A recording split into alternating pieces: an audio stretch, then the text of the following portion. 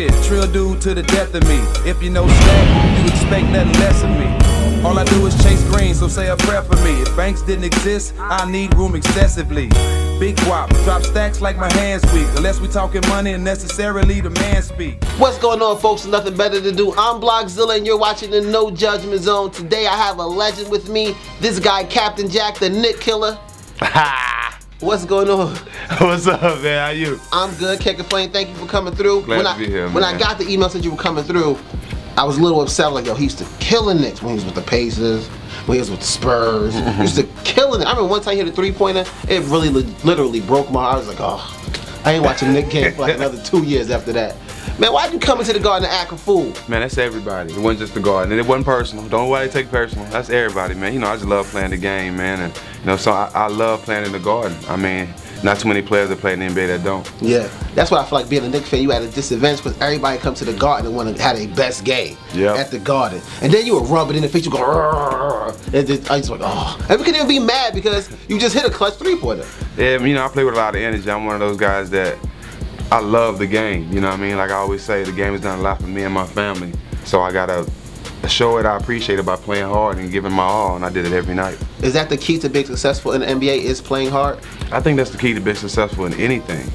You know what I'm saying? Putting 110% into it, putting guard first, and just giving your all, man. And if you give your all, and if you fail, at least you can say you gave everything you had. Yeah, and you're giving your all into this music thing. I know you've been promoting the music for a really long time. You say, you know, I am a rapper, unlike some of these other NBA cats who just rap. Right. You say you are a rapper. Right. And you put out a song, America the Beautiful, about Donald Sterling. When did you get the inspiration to write that? Because you used to work for him, right? Right, yeah. You know, and not being on the team gave me the inspiration because I know those guys wasn't going to speak up like I would. Yeah. You know, it's easy to say what you would do on the outside looking in, but I was on that team and I know I wouldn't have played. Yeah. You know, I've never heard anything about the owner before the incident came out. But I know I wouldn't have played. I wouldn't have wanted to even wear a uniform again. And that was my opportunity to speak out, was to do a song about it. I had a lot of avenues, ESPN, to get the song out. And, you know, I had to speak on it. What has the response to the song been like? Well, the first day I got 2.6 million downloads. And, you know, it's been all over ESPN and a little bit everywhere. So it's been great. And, you know, I did the song with no cursing, so I can get the message across, and everybody can listen to it, from little kids to the old people. So it's no need for racism in sports, and no need for racism nowhere. Yeah. And you know, coming from me, a lot of people respected that. So what do you think about the protest that they did do? They just took their jerseys. What do you think about that? That really wasn't nothing. I mean, you still had the jersey on. All the money still goes to him. He still owns the team. Yeah. You know, like I said earlier, you know, they told him he couldn't come to the games. He couldn't show up to the office. Well, how many CEOs, how many billion-dollar CEOs you know that don't work from home or their cell phone? No, not a lot. All right, really. So they really didn't do anything to him. That was for the world to see, to make it seem. They fined him $2 million. You know what they fined me for the brawl in Detroit? How much? $3 million. Oh. And I'm not a billionaire. Right. So you can imagine that's not hurting them. So it really wasn't nothing to me. You know, that's why I had to speak my mind. I mean, you really need to understand, like, what is this about? I'm pretty sure he's not the only owner that feel that way. Yeah. I'm not saying that it's owners in the NBA feel that way. That's not what I'm saying. But I'm pretty sure for him to say it's a culture, and for him to be an owner for so long, I'm pretty sure it's another owner that he knows that feels the exact same way. The NBA is changing. I love how everyone came together. And there's also, now there's a gay player in the NBA. There's a gay player in football. Do you think that you've ever played with someone who might have been gay? I can't say that because I don't know for sure, so I don't want to speculate. Right. You know what I mean? If I have, I'm glad I did know. You know, but to each his own. You know, I respect everybody. I mean, I wouldn't want to be uncomfortable in the locker room where I work. Yeah. You know, but I think it's a situation where everybody, you know, have their own beliefs. You know.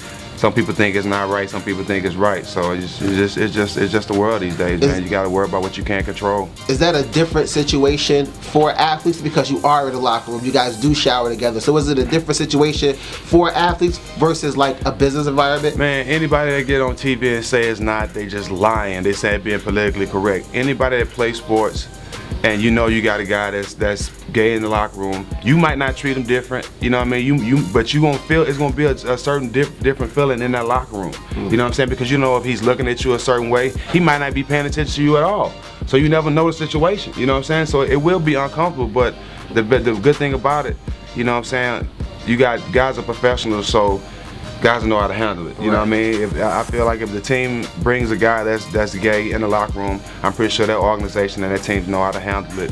And you know, that's why the Brooklyn Nets wouldn't be able to handle it, and I'm pretty sure the Rams will too. Cool. Now you got daughters, right? Yeah. I got daughters. Right. My daughter's 12 years old. She just got her first boyfriend.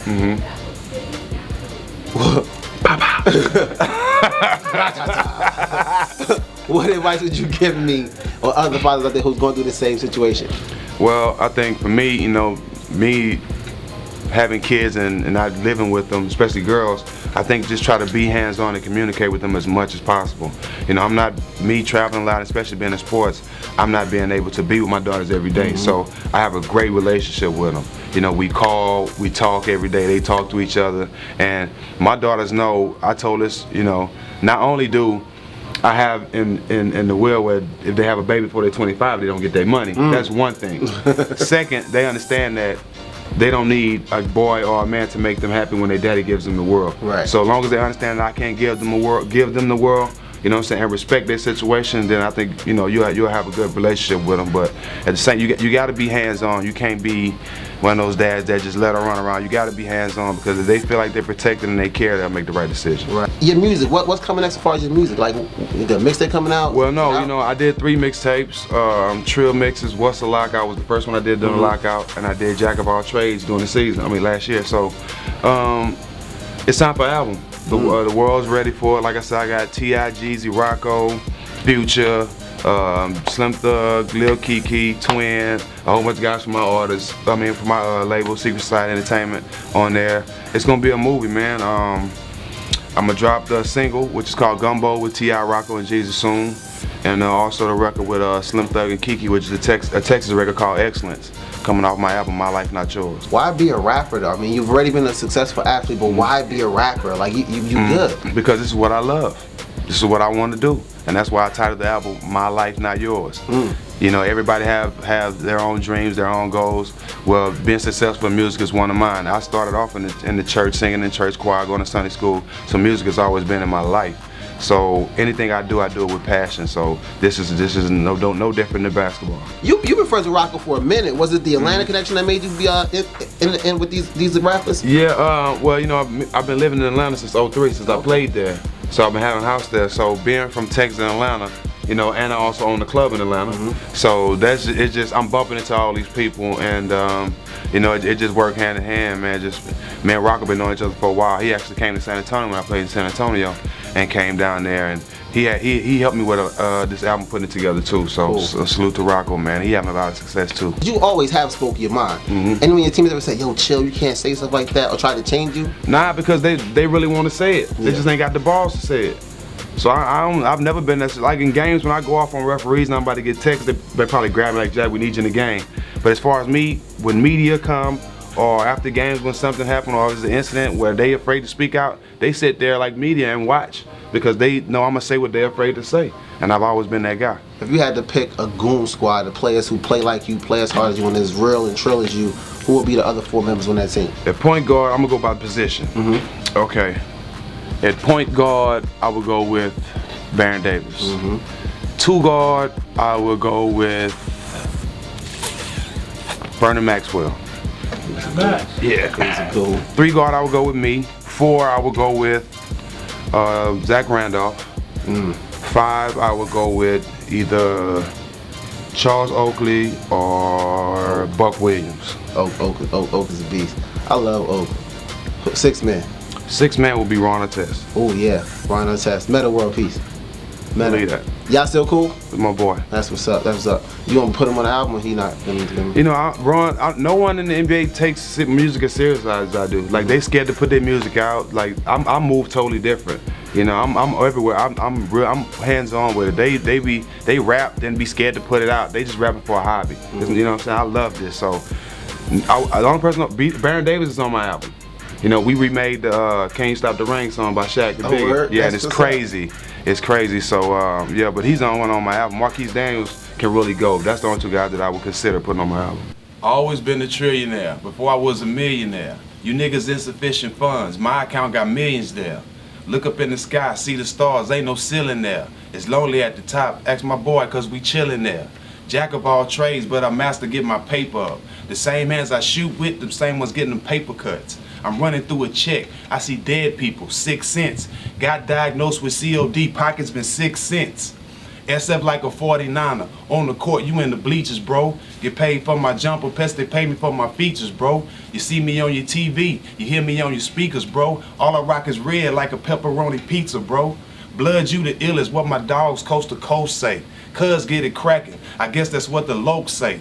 Ice cubes on me, got me feeling like O'Shea. Jackson Stack 5, do you roger that? Okay. But that's our All show. good, With man. Thank you very, very much for stopping by. My pleasure. Thanks Drop for a having hot me, bro. 16. Anytime, Appreciate you. man. Join us next week, though. You know what we're gonna do next week? What's going on? We're gonna slap box with dragons and then can the fire and sell it for like camp starters. The dragon from the Skittles commercial? Yeah. Okay.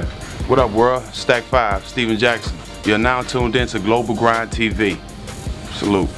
Secure. It's just I'm saying, watch these bitches, nigga. You better watch these bitches. I'm just. Pensabas que no te iba a olvidar, encerrada en mis recuerdos llorándote de lejos y no